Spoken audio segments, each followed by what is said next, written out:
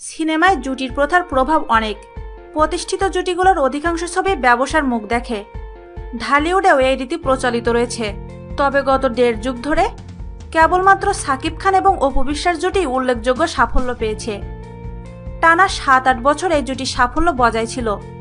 তবে বছর 2-1 ধরে সাকিব অপু জুটির নতুন কোনো ছবিও হচ্ছে না।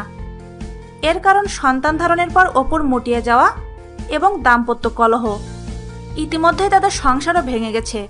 তারপরও ঢালিউডের ইতিহাসে অন্যতম সফল এবং জনপ্রিয় জুটির তালিকায় সাকিব অপুর নাম চিরকাল থাকবে। এদিকে নতুনভাবে কোনো ছবিতে চুক্তিবদ্ধ না হলেও আগামী বৈশাখে সাকিব অপু জুটির নতুন ছবি মুক্তি পেতে চলেছে। 2016 সালে শুরু হওয়া এই ছবির নাম পাংখু জামাই। কমেডি নির্ভর ছবিটি পরিচালনা করেছেন আব্দুল মান্নান। পাংখু জামাই ছবিটির সম্পূর্ণ শুটিং হয়েছে বাংলাদেশে। শুধুমাত্র সাকিব খানের ডাবিং বাকি ছিল, সেটাও করে দিচ্ছেন তিনি। গত মঙ্গলবার অধিকাংশ ডাবিং শেষ করেছেন সাকিব।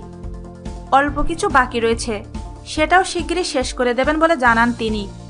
এদিকে পাংখু জামাই ছবির প্রযোজক সূত্রে জানা গেছে, আগামী সপ্তাহে কলকাতা থেকে সাকিবের ডাবিং সম্পন্ন হবে এবং 1 বৈশাখ উপলক্ষে ছবিটি প্রেক্ষাগৃহে মুক্তি পেতে যাচ্ছে।